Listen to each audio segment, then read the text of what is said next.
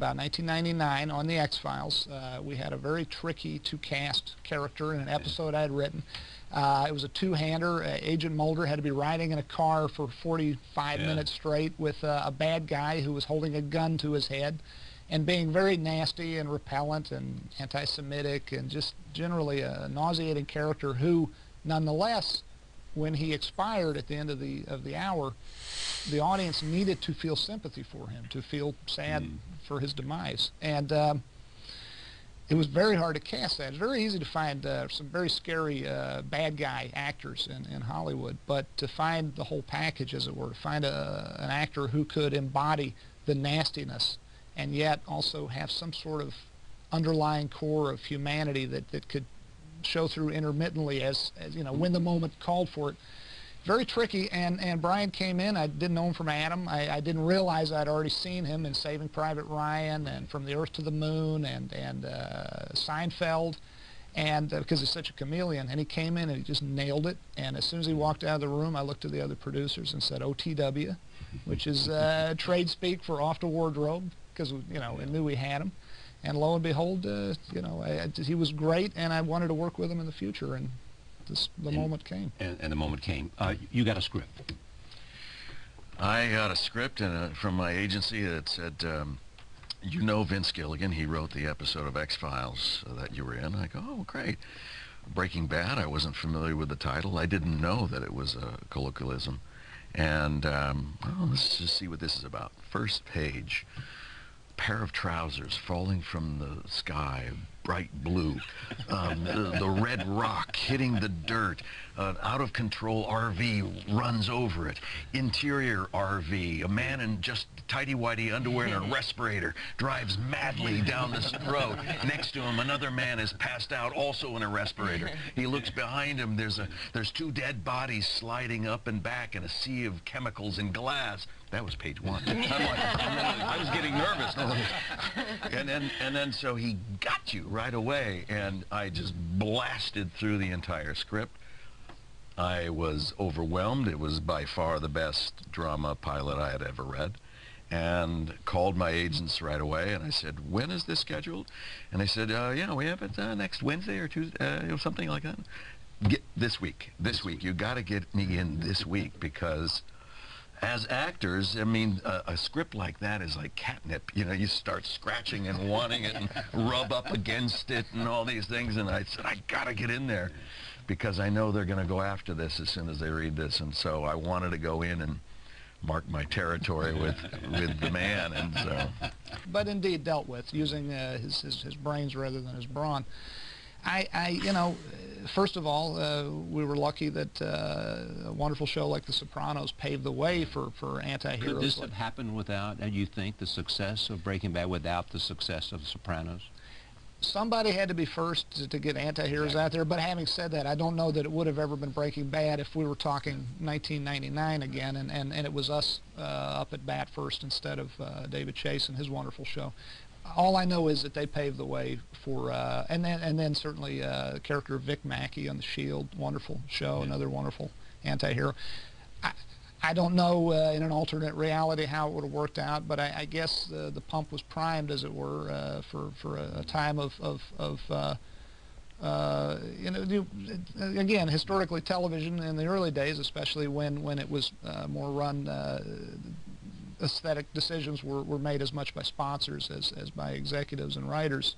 You know, it was a world of white hats and black hats, and the guy wearing the white hat always had to prevail and save the day. And although if you go back further than that, you get your wonderful Warner Brothers film noirs, where you'd have Bogart, or you'd have you know, Jimmy Cagney or Edward G. Robinson playing the bad guy, playing the, you know, there was Paul Muni, the original Scarface, but they always had to suffer the consequences of their actions at the end. That was part of the code. What do you think it is? I think it's. I think there's a more sophisticated audience now. I think they demand more complexity in their storytelling, and more of a reality. The verisimilitude that he created in setting this foundation, I think it resonated and with audiences, that we were presenting a situation and a story that could be real. And that we all are a mixture of good and bad. There is no one, we're always good or always right or always happy. No, we're far more conflicted than that.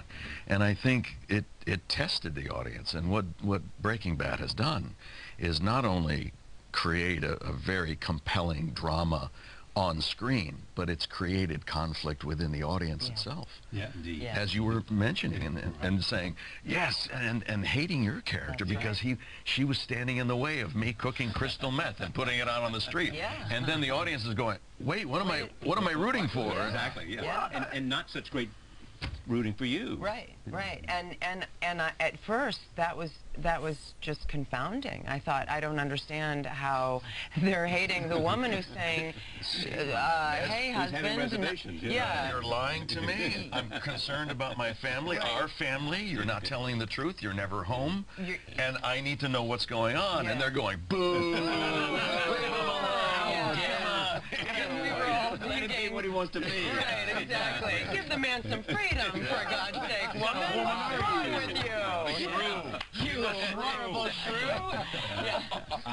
The good folks at Sony came to me once the pilot got ordered by AMC. Thanks to both companies for being so supportive. And they said, your money can go farther shooting in New Mexico rather than where you have originally set your pilot, which was Riverside, California, because at that point in time, the state of New Mexico was offering a financial incentive. And they said, what's the big deal? You put new license plates on that say California instead of New Mexico, it'll be fine. And I'm glad that they came to us with this idea, but I'm so glad I said, no, let's make it Albuquerque, because the sad truth of it is that, unfortunately, you can't swing a dead cat in this country without hitting a meth lab somewhere or other. I mean, and that's a sad statement. Yeah, Won a lot of dead cats. It could be California. It could be, and no one state has the lock on it. Unfortunately, it's a terrible drug, and you find it everywhere. So, might satisfy the audience. Have an ending that feels correct, that feels fitting. And Charlie, I got to tell you, this past year and a half worrying about this ending is just taking years off my life. Oh yeah, because we remember the ending of so many great things, whether it's MASH or whether it's Mary Tyler Moore or whether it's on television or whether it's obviously Sopranos, but everything else. I mean, and conversely, we remember how do you bring everything together for the, we spent. My 6 writers and myself just spent hour upon hour enclosed in our writers' room, asking ourselves the same basic questions over and over again. What do the characters want? And that's the most organic and proper question. That's a fascinating question. What do the characters want? Yeah. You know what it really comes down to? If you, and you know it when you're doing it, if you say, we've got this great idea for a scene, I don't know how to get Walter White there, because he wouldn't do the things one would need to do to get there. But you know what? We'll just start driving some square pegs into round holes. We'll make the character get to where we need him to get. And I'm not saying we never had great scenes that we desperately tried to work toward, but that's an inorganic way to tell stories, and it feels wrong on the few occasions we did it. And the best kind of storytelling, conversely, it seems to me, is when you say to yourself over and over again, what does Walter White want right at this minute? What does Skyler want? What does Jesse Pinkman want? What are they afraid of? What's the obstacle? You know where I'm going. Yeah. What does Walter White want? He got to a point where he wanted it all. Yeah. He was I'm really seduced. asking not as on the final episode, but what does he want by year 5? He wants to be alive. Even if that means he's going to be dead in a month or two, during that period he was alive. This course of 2 years that the show takes, he was a walking dead man before. He was depressed and he missed opportunities, and now he is, at the very least, you can say he's feeling everything. He was seduced by power and the aphrodisiac of money and intimidation and all these things that make the chest come out and you stand up straight, and it's very seductive for a man, and that's what he felt. It's seductive for anybody. Yeah. Anybody, whatever the variation is, without going into criminality, but it's seductive, the idea that I matter and I'm relevant and I somehow have power and respected. Yeah. Even if it's cloaked. You know, the word on the street is whoever's making this, whoever Heisenberg is, it's the best ever. And he would be able to get some satisfaction in that. Some say, Aaron, that you look at Vince and you hear him talk. It sounds like the nicest guy, a mild-mannered guy.